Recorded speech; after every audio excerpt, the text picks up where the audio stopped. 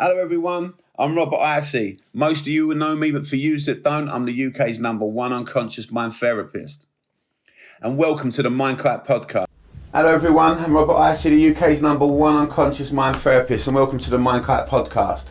Today we have the legend who is DJ Khaled, also the owner of Flex FM, and he's a little entrepreneur on the side as well. So we're going to get involved and find out how he created this little empire which he is still building, you know. So thank you, Carlos, for coming. Let us come here today and record this, you know. It's a pleasure to be here. So let's start off with the young Carlos. Let's start off with the little fucker who started off around. Definitely was a little fucker. You've told me a few stories, yeah. So I'm really interested in getting this one down. So tell us how you grew up and where you grew up and what was life like for the young, poor Carlos. It was. I come from a place called Mitcham, not so far from here, where we are today. I come from like a big family, and only my mum, my dad left, and like it was hard. It was definitely hand-me-down times. Was it? How many have you got? A lot of brothers, Carlos? Yeah. Well, I lived with five. Five, okay. Yeah, and I got 2 sisters, and then I got more brothers. Well, I didn't live with a lot of my brothers and sisters got fostered as well because of my dad. Oh, really? Yeah, it was a bit of a nightmare as well.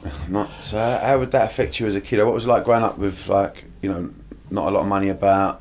Well, no money. The streets? No money at all? No money. I used to go to the chip shop and ask for crackling and that. Did you? Yeah, do you know, like there's proper. Yeah, it was that time. Proper no money. Like. Yeah, I think like. Did that make you hungry? Like, do you think that's part of who you are today? Why you're so successful? Oh, because 100%. You know what the other side of the coin is, and you don't want to be like that sort of thing. I had fun. I'm not like. I mean, it's like having no money. That's what made you want to desire to push. I had the same thing, like because I only went middle school because after that I didn't see. Like we was talking about before, I'm dyslexic and I can't read or write. So I didn't see what the point of going to school was. I was more interested in how can I go and earn some money. I want to go and work, innit? I don't want to go to school. I would rather earn some money. Did you leave school? You didn't go to school, or did you go to school? Middle school I went to. So after like 13, 14, it's long. Too much. Same as me. I left at 14. It's really interesting because all the successful people on the podcast, I'd say 99% of them never done good at school. You know what I mean? It's weird. Like all these successful people I'm interviewing, it's like a little pattern that none of them like school. And the ones that did finish school was only because they had to do it to get into the army, or you know, they had a reason why they only passed them 2 exams, and that was it, because they really had to, sort of thing. But I've seen like a lot of self-made millionaires. They reckon they are dyslexic. 87%. I see a study once. Mad, isn't it? Yeah, because we think outside the box. I believe you. I think that as well. Like I said, I didn't really understand school.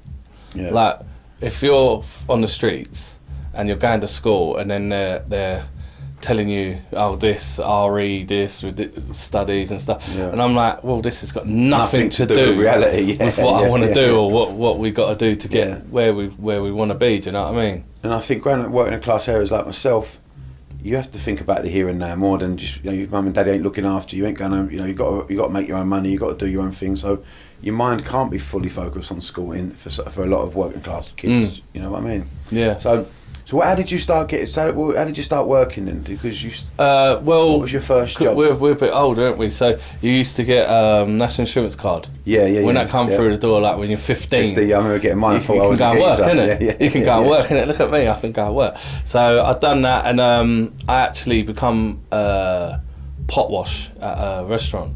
Yeah. So I was like, it don't matter. Like I was still but everyone's at school, and I'm on 180 quid a week. Yeah, so I'm like the richest kid now. It's turned different, do you know what I mean? Where we're all scraping for a couple of pounds, I'm actually earning real dough, like at that time. And I worked myself all the way up to grill chef, which is one behind head chef. Okay. So I'd done that for 4 years. So it took me to 19, and that got myself to there. And then I realised working Friday, Saturday nights, prepping, that's not for me. Not for you, mate. You want to be out with that was not for me. Girls are involved now. Yeah, that's what I'm saying. You got the yeah. money as well, isn't it? Like, I know it's not lots of money, but there was, like, I'm good at saving. Like, I love to save. Like, that's my thing. You like to put it away? Yeah, I like watching saving. it grow. I like saving. Saving's fun. I like it. It gives you a sense of something, doesn't it? Like, you keep still putting it away. Like, if you spend put half away, I'm over the moon with that. Do you know what I mean? And that's how you started back then to build the empire, sort of thing. Yeah, put a bit away, spend half. That's it. Well, to be honest with you, that's where I learned about music a lot. Like, my brother's always been a DJ as well, so we always tinkered with it. Do you know what I mean? Yeah. It was always about around us. And then at the restaurant, one of the waiters come in with a tape. That's what it was, a tape, and he put it in and it had garage music on it. I was like, what is that? Everyone's dancing, going mad. I was like, what is that? Like, this is cool. Like, it's the first time I remember hearing it. Like, yeah. I was just probably 97, so I was 17, and I was like, wow, what is this? This is it. And then that's when I just went mad. Straight into it. Yeah, I went mad for music and started doing it as a hobby. But I was like the only one. Started DJing. Yeah, so I was the only one like around Mitcham who was a DJ, like with decks and stuff. So there's enough parties, like mental parties, people paying in kind and whatever. There's no money, but I'm carrying these decks around with all these crates. Really? Everyone used to, and the parties are like 2-dayers and mad ones. And then that's what got me confident into the music scene. How did you go from the DJing from parties to starting your own radio station then? Because I mean, it was a pirate station, Flex FM, ain't no more, but back in the day you started it proper from literally a block of flats. Yeah, and squats and stuff. Squats, yeah. Yeah, you could get in the flats. Well, we started doing parties, me and my pal, and like, it was so, even though like you didn't have internet and stuff, like you could say, oh, there's a party in Malden above the pub or something, it's sold out. And you're charging on the street, $5 and $10. Yeah, it was always sold out. It was so easy. It was like, I mean, literally, there's a party and we're running the party. Done. So it's quick as earning, like, if you've done one a week, you're earning good money now. Yeah. Now it's changing to good money. And we just spoke to a few people and we was like, I just want a radio station. They were like, what? We was like, we want to do radio. Oh, well, this is doing radio. Get involved with them. And then got involved with one of my pals. And then he was like, yeah, here's all stuff, let's go. and then, like I say, and Flex was a breakaway from another big station, Don FM. And they moved over, and then we started tinkering with pirate radio. So like, we was calling our own stations. We was going against Flex at the time, do you know what I mean? So it was a bit of a battle going on. And then we weren't a battle, it was just, we was nowhere near. And then we just moved into it. It just made sense to just let's all work together. Yeah. Oh, okay. Yeah. And you teamed up. Yeah, and teamed up. And at the time I had a record shop as well, bought a record shop.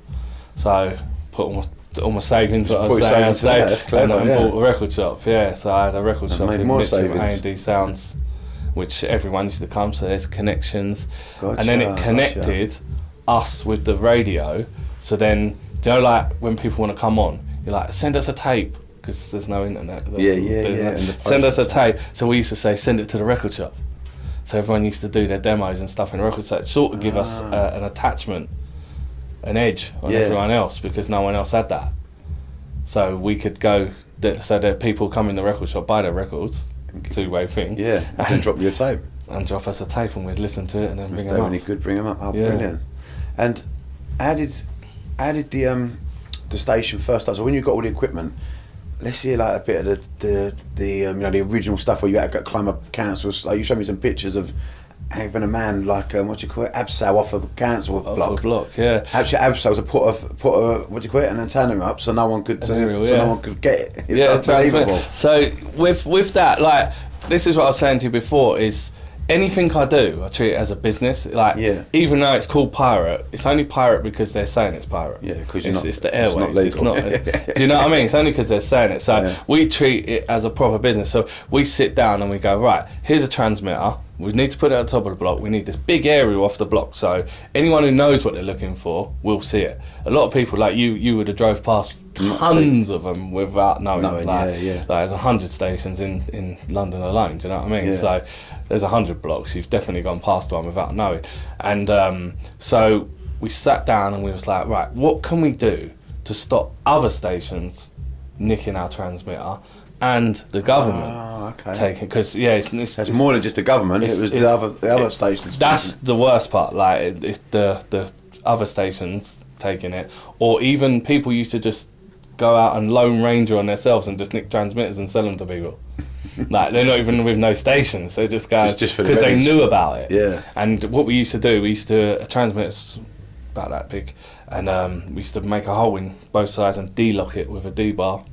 And then hang it somewhere, or try and get someone skinny to go around the back of the boiler rooms or something, and just get in there. Yeah, but then obviously it's easy to cut that. You can get over the D-bar easy. So we started thinking, like, I'll tell you what if we abseil or get an abseiler or something like that? And then one of our team just went, I'll do it. And we was like, all right then. So started lining down a box. Then I thought of the money, do you know them money boxes where you put the coins in and you have to open all different things to get it out?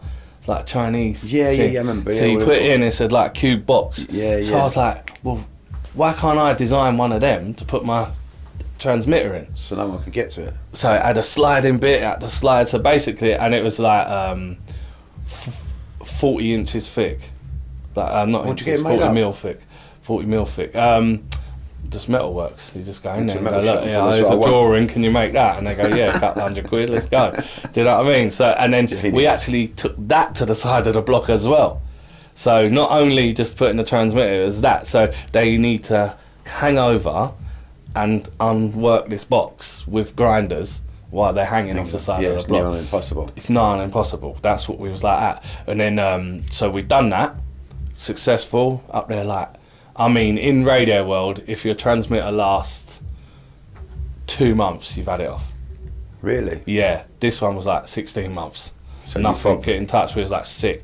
So what the government kept doing, because obviously the thieves were not interested, they can't get that. So the government kept cutting our wires.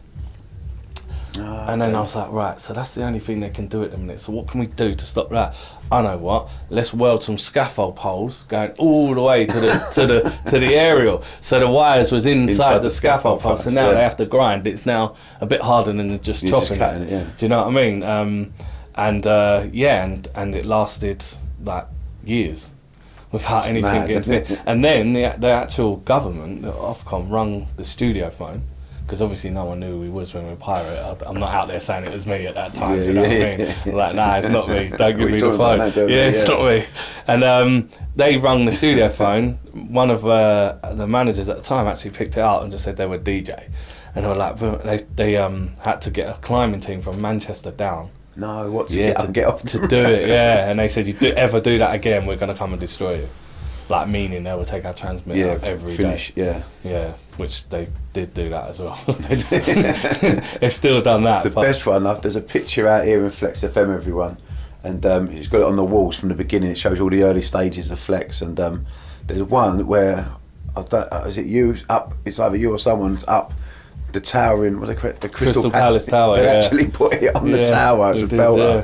That's brilliant. Obviously not as high as right at the top. Yeah, you can't. Still, it's a TV tower. It's a cheeky move, isn't it? Yeah, that is cheeky. It's a high point, isn't it? So that's with pirate radio. You just the highest point possible. The better band you get. But yeah, like I say with radio, the main thing is against each other. How does it feel when you look back at it now? Sometimes I know you're like. You're such a visionary. You're always moving forward. You're always creating new businesses and moving forward. But every now and again, do you ever, when you look back at them days, do you ever look? I think, we did have fun, or how crazy is the journey that you've been on from climbing the fucking tower? Mate, some of them, some of the pirate days are just absolutely brilliant. Like, so we'd be in Sally's house. Yeah. So we have to tap on her door in the morning, 10 o'clock in the morning when radio starts. She'll be waking up her baby and it, like opening the door, all right boys, what's happening? You go, all right. And you go in the kitchen, you set the decks up over the kitchen sink, a tiny little speaker, and you're like, good morning everyone. Yeah, it's Flex FM. What? Like that. And then Sally, the baby's crying. Like, Sally, can you get the baby? And then a dog runs across you. And then Sally goes, listen, that bag of weed ain't doing it for me no more. I don't want you here no more. You're waking me up in the morning. You're like, because at the time you're only weekends as well. Yeah. So we're like, oh no, what do we do? You reach straight away. You go to a few tower blocks, see any doors what are boarded up or anything. Boot it off. Doors getting booted. That's the fun part. Yeah. Booting a door up, and then the next door neighbour's going, "What are you doing?" You go, "We're doing radio, mate." What do you mean you're doing radio? It's radio, mate. No, you can't. Yeah. Yeah, we're doing it, mate. It's done. It's done. Yeah. It's changing locks and that. You see us changing locks at the door, and then we see how long we can make it last. You know what I mean? You know you're going to get on tops, but you just got definitely coming on top. You're playing music like throughout the 48 hours over the weekend. You know what I mean? When people enjoy it, that was fun. Yeah. Like even like when things go wrong. What's going to happen? Yeah, because you don't know what's going to happen. You live on the edge. You're releasing every knock on the door. Is it? What is it? Because the good thing is, I think a lot of successful people are dyslexic because new studies show. New studies about 5-6 years ago. There was a study on brain scans. People with who are dyslexic. Well, the study showed that if you're dyslexic, you have ADHD. And anyone who's got ADHD is either dyslexic or dyspraxic. You've got to have one of the two. Yeah. So anyone who's dyspraxic or dyslexic has got ADHD. And anyone with ADHD out there listening, you've got dyslexia or dyspraxia. So it's part of the same thing. That's what they can see now. So we don't release enough dopamine, and that's why we're always looking for these rushes. And so this sort of stuff, it's quite interesting to see that all these people that I've been interviewing, like yourself, are successful. A lot of them, I do believe, are dyslexic with ADHD, and that's why you chase that dopamine rush and that achievement. That like, what's going to happen? And that's why we don't release it like enough, like normal people do. If you like, call them normal people. So I think that's what makes us successful. I think that's having to chase for it. Yeah. Like hands on. Like if someone says, I'm doing something, I'll be like, because you want to win it. You want to make it work. Yeah. That's that dopamine release again. Do you know what I mean? Sick. So it might make some sense why you're such an high achiever. And I think that's a lot to do with it. So when you've done, you got that up and running from the Pirate. What was it like? So like, what was you like around the area that age? Like 18, 20. I bet you was like the. I was the guy. I was the guy. That's what I mean. Everyone was like, if you want to party, speak to him. If you want to go somewhere, speak to him. My name got called the DJ. Like it got shortened down to, where's the DJ? Oh, he's over there or whatever. That was my nickname, is the DJ. So. And how did you go from like the station into your own musical career? Because I know that song. I know it's to do with you. You sort of helped. I don't know if you produced it with the guy. What was the geezer? Decline. That was it. Sorry about that. Decline. And if everyone's listening, do you remember the tune? Don't smoke the reefer. Every time he does it, I love it. It's in the end. It was a proper tune. What's that about? 98, 90s? 99, yeah. And then the real release come out in 2000. Like, because obviously a lot of music, what we were making, we made the music. So that's why we wanted pirate radio. So it turned into doing pirate radio, like you were saying, just because I can. Because we knew the people, to no, we need to do this to get our music out. The Radio 1s and stuff are not going to play it, are they? So they're not going to play our music, what we just made in a shed. Yeah. Decline's shed. He's making music in his shed, do you know what I mean? In his garage. And they're not going to play that. So the only people going to play it is ourselves, isn't it? So we make the music, we play the music, get it on, and that was the biggest buzz of anything else. Who cut that movie clip, wasn't it? It was actually Billy Wiz, another fella called Billy Wiz. He got that sample, and then great sample and then Declan put everything together. Yeah, it's mad. And also a lot of people, I don't think they're aware that Ali G was a big fan of Flex FM. Yeah, he's in the movie, ain't he? There's a bit in the movie in the car. You see the Flex FM, and they're listening to it. So because the thing with Pirate and getting so big like Flex FM. It's like cult. Everyone wants to be a part of it, like Ali G. Like that. Like let's put Flex FM on stuff, and that was where we started to notice. Hang about. This is growing quick now. We're on top of the pops. We're on that. This is all going on. Like Flex is doing really, really well here. How did that work out? Top of the pops feel? Yeah, it's mad. It's been crazy. It's mad times. That's what I mean. You got a phone call, right? You're going. Not even got that no more. Well, you get in the charts. They have to do top 10s, don't they? Yeah. Oh, that's it. So then you get the phone. I mean, what happens? You get a phone call. Yeah. Well, all the managers get the phone call. It's a crazy time, isn't it? You're just like, I'll you're going there. All right. That's it. We don't Simple know. as We're doing pirate radio, yeah. aren't we? We don't know what's going on. You don't know what's going on. Like the world's just changed completely. That must have been a good buzz though, because it was like Top of the Pops ain't about no more for any youngsters listening. But it was the best thing when it Thursday night. You'd go. I used to love plotting and watching Top of the Pops. He was at number 1. And so I could imagine growing up as a kid yourself watching it, and then all of a sudden, bang, you're there. It must have Imagine sitting in a shed making music. Yeah, and then on that, yeah. And that's what's happening. That's the whole idea of radio. That's why we like it so much. It can be made. You're sitting there jamming just now. That could be made, and that could be on the charts within a week. Yeah, you don't even know. Yeah. We got like that's what we can do, and that's the whole buzz of radio for me is. I can get someone now. Like I've got loads of kids now. You can connect to you're connecting to the streets. Yeah, you know? via an aerial on the top of a block. What we hang someone over the side. Do you know what I mean? And there's hundreds of thousands of people listening. It's amazing. It's mad. And then the tech guys we had at Flex as well. Big up Martin Flex. We were actually the first radio station to stream on the net. Was you? Yeah. He was the first on dial-up. Wow. And he actually done it without anyone knowing, and then rung us out and said, look, you're on the net. Really? Yeah. That's quality, mate. You're the first ever. Yeah, to stream. That's good in the history books, isn't it? Yeah. You know what I mean? Yeah, so he done well. He's the dial-up. Yeah. No one listened to it. I don't know who would listen to it. Wait half hour for a dial-up. Do you know what I mean? I remember them days.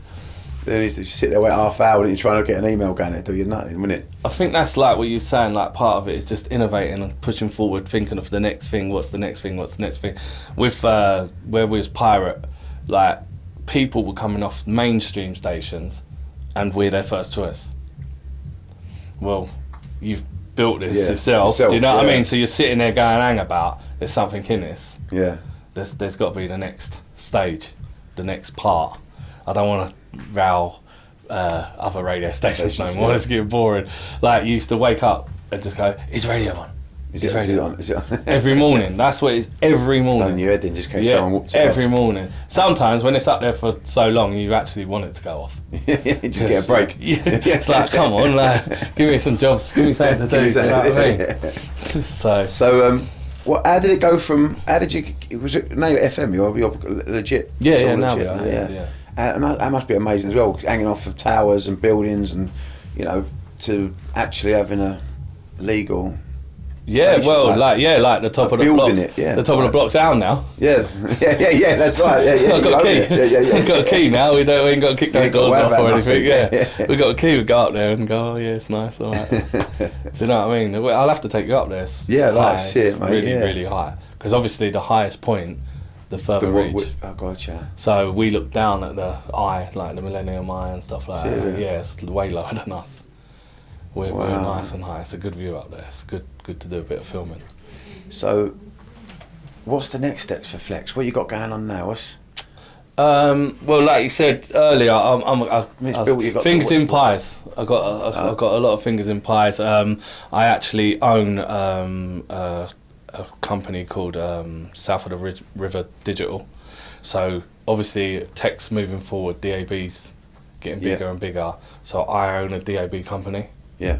So the next steps is getting the DAB licenses, which we've put in for, to own South for DAB. So then obviously I'd put Flex on that. Gotcha. Because it's a separate company. So then Flex with DAB, you actually get 28 channels. So I'd get 28 channels watching, and I can sell to people to come on. Brilliant. I own a company doing that. That's the next steps for Flex. What helped us was when we got the license, all the doors opened. Because before that, it was like, oh, you're so big, you're this, you're that. And then I go, all right, we want to work with Glastonbury. Yeah. We want to work with something. And then they go, yeah. And then all of a sudden, it's like, and it gets thrown away. And it was all because of the label Pirate. But now, you want to work with them, you can do everything you want. The doors are fully open. You got enough sponsors everywhere I go with sponsorship, and you know. Yeah, we're nice. This room we're in now, is it sponsored Bel-air, by Bel-air? DJ Khaled and Rick Ross.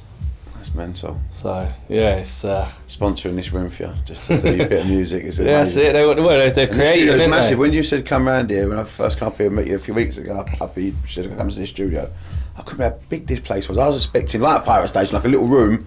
When I walked in here, it's fucking huge in here. You know what I mean? Like meeting rooms. Everyone says it. Everyone comes here, goes, "What are you doing?" People in here. There's like t-shirt jumpers for sale. There's bloody bottles of drink everywhere. It's crazy, man. Yeah.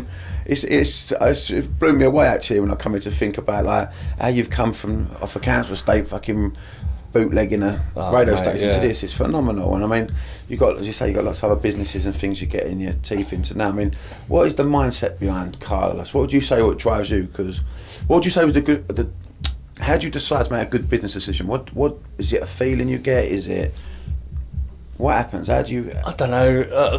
Like a good business decision. I just think I've got the balls. Just the bollocks to do it. Yeah. I will do it. What makes you want to do it though? Like, you have to see the image. Is it like, right, I can see that working, or if you can't see it working, you go, how does it? Well, yeah.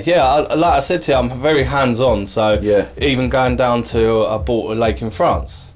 So I should do it by a lake in France. Was that fishing? I'm guessing. Yeah, fishing lake. Yeah, carp fishing lake. So I'm like, I go to my missus. All right, we're going to buy a lake in France. What are you talking about? Well, where's that even come from? What are you talking about? And I go, yeah, no, it's going to be the bollocks. It's wicked. I've got the idea. I know what it's going to be like. She's like, what are you talking about? Go over there, 11-acre land, all that lot. Next minute, I've got diggers in there. I've got trucks in there. I'm building fences all the way around. I've gone. Who's selling fish? So did you have this in your head then? Like you could see what you wanted. It's in there, yeah. That's with everything. Did you have like a vision of it? Like you see it clearly. Yeah. I see what I want. Right, I want that like that. And then you just like an artist painting it on a picture. You see the image on the canvas, painting it. That's what you do. That's it. Even these room. I knew how this room was always going to be from the day we walked into the thing, and I just needed someone to build it. Like I go, even with all there now, I'll go, I want that there, make it work. So you can see it in your head. Yeah, make it work, because that's how I want it to be. So with the fish lake, sorry I stopped you, I was getting excited getting into your mind, but looking at the fish lake when you was looking right, like you said, you put the fences up, how's it turned out there? Is it a fishing place now? Does it? I'll tell you the truth, it's not what I wanted it, because when I bought it, it had land, had permission to build a 3-bedroom house with a cellar, and that was the reason behind everything. Yeah, and to build the house. And then I found out later that my plot of land is in the middle of 3 other people, and the 3 other people are related to the mayor, and I'm the only English person there. So they started giving me grief. So like you said, he went, it's Greenbelt now. Just changed his mind. Yeah, just it's Greenbelt now, and I was like, well, what does that mean? I said, you can't build. He was like, you can't build. I said, yeah, but I've got all the septic tanks. Everything's been done where you're allowed to build. And I said, so everything's been done. So he was like, you're not allowed to build. I went, all right, then, cool. So I come back here, went to all the trailer parks, and I bought one of them absolute, do you know, the monster ones there? So that's 8 bertha. Yeah. And paid to get it taken over there, shut all the roads down. Brilliant. Got it all over there, paid all the dough, got it over there, put a massive thing in there, because obviously all the toilets are plumbed in, water's plumbed, electric. I'd done that, and then he sent the army round. What? Yeah, he sent the army round to me. So he's like, you're not allowed to do that, you're not allowed this big caravan, you're not allowed. So like I say, I got the bollocks to do it, and things do go wrong. Sometimes, yeah. And they do go wrong. And then what I did is I just ended up selling all the bits and bobs and stuff, and trying to get the fish out, and basically I had it for like 2 years, and it was a good time. Yeah. Like, don't get me wrong, like my kids went over, was doing all shooting, driving, all the stuff. Brilliant, do you know what I mean? I had like deer on the land and stuff. So it was really good, ducks you could shoot. And then, it weren't what I visioned. Yeah, so that was the end of that project. Yeah, that's the end. It weren't what. Sometimes it's out your hands, ain't it? You know. Yeah, it weren't there. It just weren't there. But like I say, I probably would do it again, because I know what to do now. Yeah. Like, I know I need the house. There's no such thing as failure. There's only information. They say. There you go. See, you learn from stuff. But it weren't a fail as in like I done my bollocks or anything. Like I scraped all the money back and you got it how it was and sold it and stuff. So it made it broke even, but it just. Like I say, I will. That was more for the vision, though, wasn't it? It was more for your like. No, it's a good money business, isn't it? Yeah, £1,000 a week. I rented it for a couple of months as well. So nice. Because a lot of people don't care about the house. It's just that I wanted that, and I know in France now, if you've got a property, you can now do anything on your land you want. Till that property's on, they govern you. So you might do it again, you don't know yet? Yeah, I wouldn't mind it. It was good times. It was good to like the kids coming over, fishing, shooting Any other ideas you want to do in the future? You got anything else lined up? Anything like that you ain't put into practice yet? Any little things nipping around your mind or not yet? Because I know you've got a lot on as it is anyway. Yeah, well, my next, I've got that exciting thing where we just bought a company, the Rally Run it's called, which is it's similar to like a gumball but a UK version, and I'm gonna get my teeth into that. That's good fun. All the sick cars whizzing about. That's it. And when's your first one? You got anything lined up yet? You tell me. It's COVID, isn't it? Oh, of course, mate. Yeah, well, don't you tell me. That's all. We're waiting to go now, aren't we? Do you know what I mean? In Spain, I'm on lockdown as well. So, yeah. Hopefully next year you'll have one out there, won't you? Yeah. Hopefully that's I want to put my teeth into it, and I mean like I'm gonna get into it. It's gonna. So that's all Ferrari, Lamborghinis, not more everything. House parties, like mansion parties, stuff like that. Yeah. So what do you mean? Like you drive around, as you drive, you get to a place, you have a party, you drive to the next place. That's all. Yeah, well, on each stop you do, but even like the so you have a starting line, don't you? Yeah. So if you're starting from here, the pre-party will be in a mansion somewhere, and you have a party with everything, DJ stuff, and then you head off. You're not going to be short for them, are you? I've seen you balled out there. You've got about 50,000 fucking DJs. We're all right for DJs, yeah. I've never seen that. And the organisation that goes into this is phenomenal, ain't it? It is. There's a lot. You've got some good systems you've put in place, yeah. For instance, you say about like how to build and stuff. Kiss FM would probably have 20 to 25 DJs.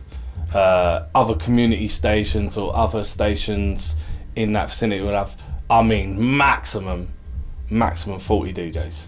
We've got 110. You see what I'm saying? Like, it's the way I've designed it, so we can have all them DJs. Yeah. So someone will be. You're quite good, as you say, since you was a kid and you started making a little system for a box.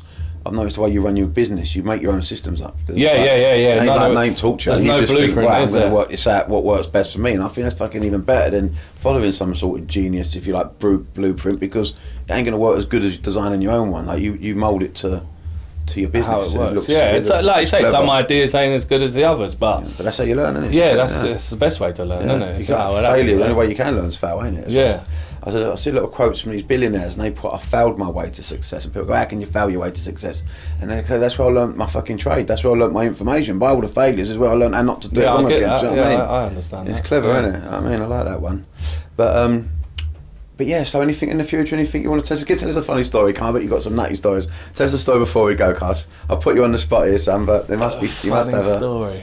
Any mad stories in here? There must be some I've got funny mad ones. Like I say, all our mad ones are like from the blocks. Yeah. So we were setting up in Wandsworth, and I mean they've put a thing on the block like this, so it's like a point, and we was like, if we get it up on top of that point, they can't get it, because you've got to climb up the blocks to get up it. So you're actually, if you slide off, you're gone off the edge. You're dead. So we was like, right, listen, we're gonna go up there, hook the rope up, done all that. What we didn't know is right opposite this block was Wandsworth Council's offices.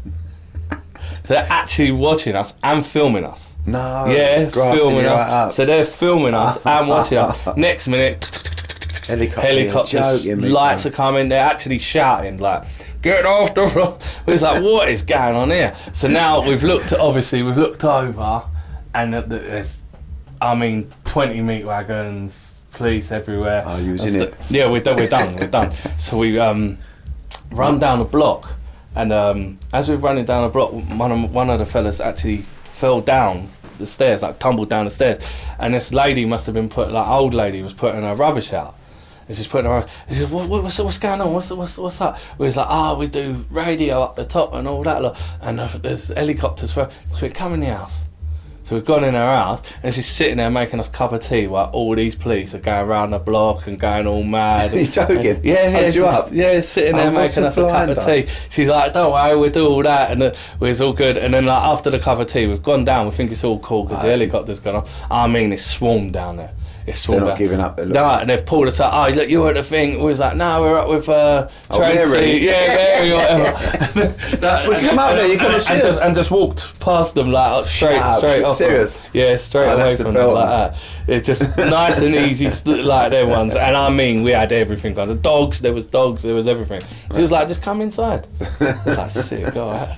And that's what I'm trying to say. We didn't feel like we done something wrong. Yeah. Because what you're trying to do is supply music, and that's what you're doing. And then this old lady thought the same, like, whatever, that's just pathetic, isn't it? Yeah, what patheticness, like, how much that cost? Yeah, it's true, think about it, the helicopter, all them meat wagons, it's madness, isn't it? Isn't it? Well, they waste their money on, mate, they should nick some real criminals and leave these it. music people alone, mate, you know what I mean? We're getting bullied right now, aren't we? But Carlos, I thank you very much for today, mate. That has been brilliant, a proper eye-opener to the radio world. And I don't know anyone who can sort of who else we can have this conversation with. You know what I mean? And your journey is so original and interesting what you've been through and how you come from that to this. It's phenomenal. So guys, get onto Flex FM 101.4 FM on your dial. Boom, bosh. Here we go. Thank you, Carlos. I really appreciate it, buddy. And again, another great mindset there, and we'll be revealing the patterns at the end of the podcast, so stay tuned, and we'll see you again next week, the MindKite Podcast.